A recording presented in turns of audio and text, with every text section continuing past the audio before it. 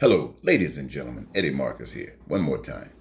Listen, I spent a lot of time talking to you about heaven on earth, paradise on earth, and how to achieve these kinds of things. But many of you don't know the earlier story when our hair was black.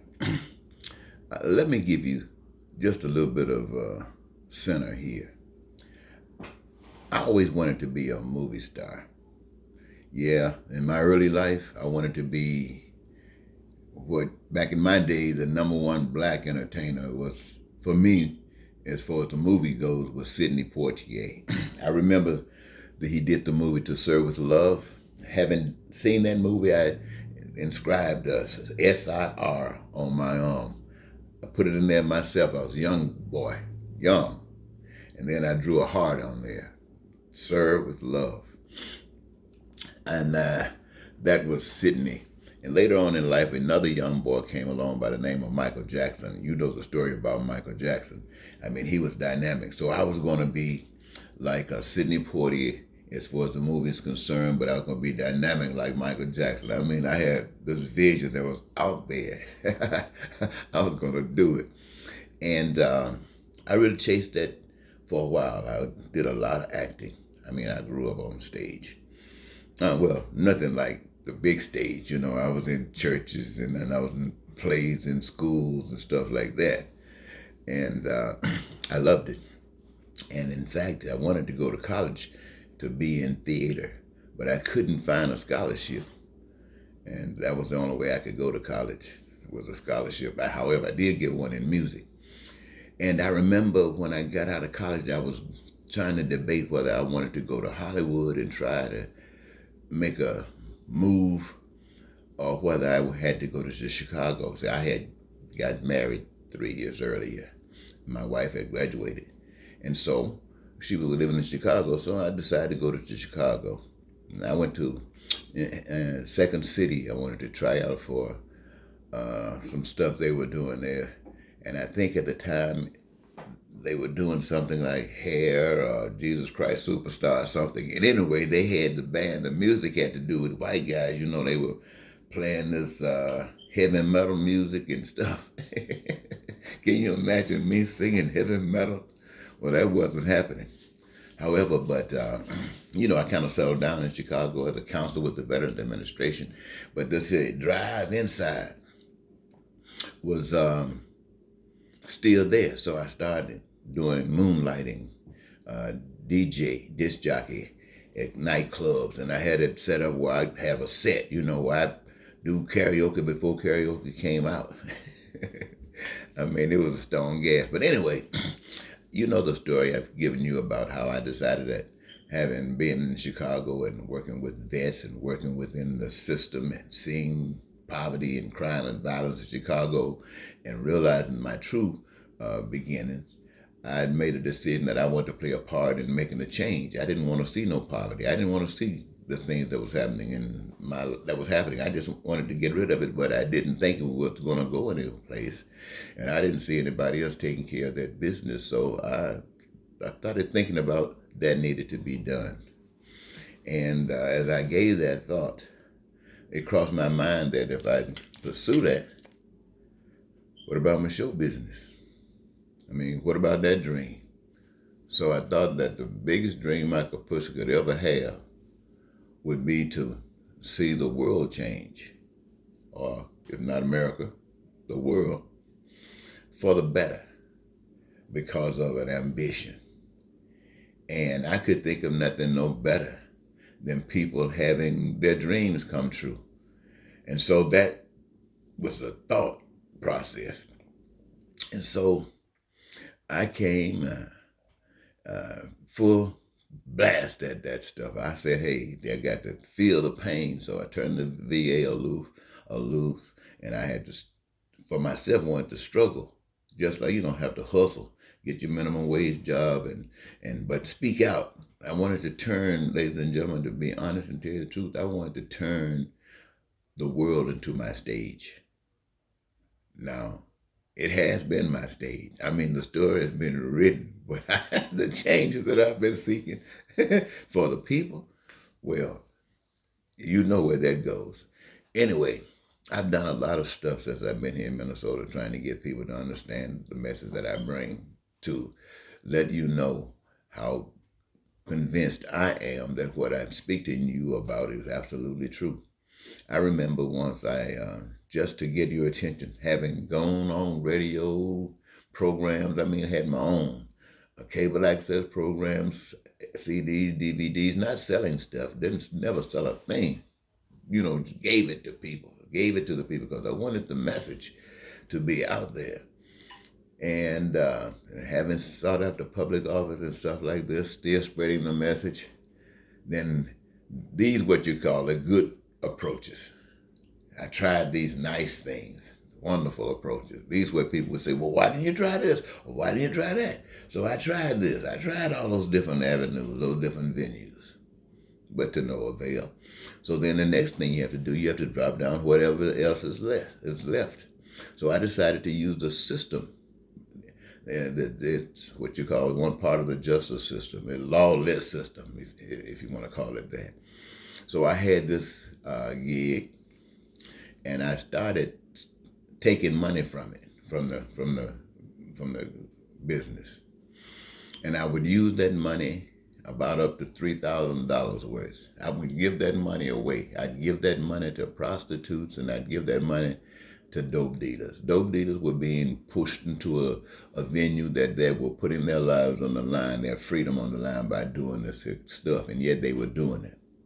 For what reason? They were trying to survive in a lifestyle that they had dreamed about, that the system had denied them. So yes, I gave them my money. And, well, it wasn't my money. And the prostitutes who do what they do for all of the reasons that they do it, you don't do it. I gave them money. That was roughly around about $3,000. So when I got ready, I went and told the boss, the company, what I had done, and I was ready to be arrested. So we went down. Why did I want to be arrested? I wanted to take the story that I've been sharing with you all the time and put it on that arena, on that stage, the legal stage. I wanted to tell that story as my justification for the actions that I've taken, just so you can know that I'm banking on this. You can have your dreams come true if you can just check out the message, if you can listen to it, if you can change and stop believing the stuff, these lies you've been told. But anyway, you didn't get the message. And to solidify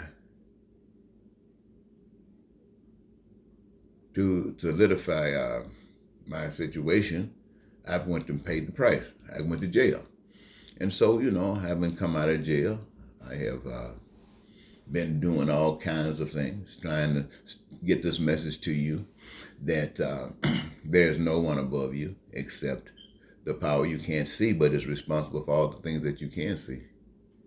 No man and no system that denies the basic rule of life are any human beings obligated to follow. In fact, you are obligated not to follow it as an expression of the true light that you do represent. You don't follow. Look at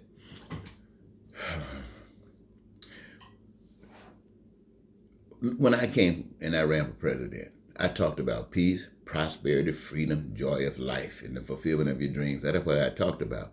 Never having to worry about food, clothing, shelter, education, healthcare. Never had to worry about any of that. Why? Because every last one of us who were eligible would be working on a career of our own choosing. Not working, but really having a ball, because we would be choosing something that we love doing.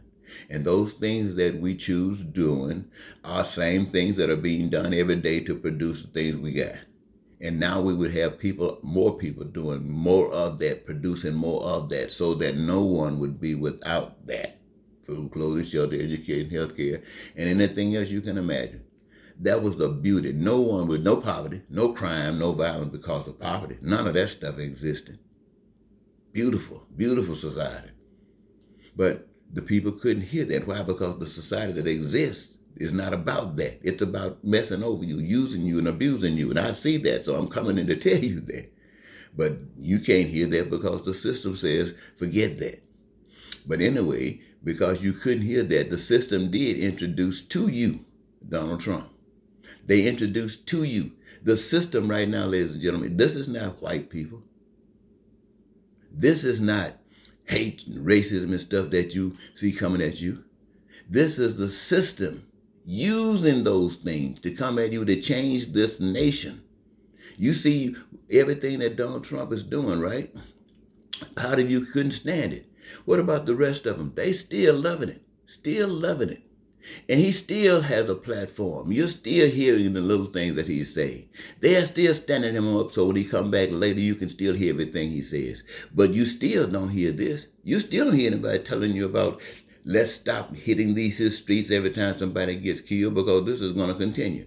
And we'll be whitehead too if we only count on that. We've got to do more. And what more should we do than that which works? We change the system. It is the system. It is the system, my friends, that was on stage January 6th. That was the system. The system was testing if you, the American people, had sunk so low that they could take this nation same place they've taken Russia and all those other places, that they can steal your freedom to China. That was the system testing you. These people were used. The system was testing America. You overcame that, but right now what you're doing is not sufficient enough to keep you. You got to do the right thing. That's the real test. And what is the right thing? Honoring the power that you can't see and respecting every other human being on earth as if it's you. That means making sure you got everything that you need, want, or desire. And in order for that to be legitimate, that same got to be stretched across all humanity. And how can you lose? Hey, baby, you can't beat that. You can't beat that. And anybody that goes against that, they just, we just don't know any better, that's all. But what about you? Do you know better? Do you want to know better? And if you do, what are you going to do about it? And what does your God say about it? Or perhaps your God is over there with people like Donald Trump. Well, we've seen it, haven't we? We've seen the big churches over there with hating people of color. We've seen it. Anyway, ladies and gentlemen, I want to thank you so very much. I just wanted to share that with you this morning. I couldn't sleep. I got up around 3 o'clock. Had a cup of coffee, and I wanted to say something to you because I'm constantly hoping that you will make up your mind to say that, yes, everybody's important.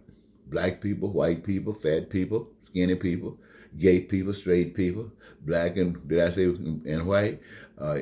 Everybody. Why? Because we all got the same life in us, the same breath, God in us. And God does not hate God. Anyway, goodbye.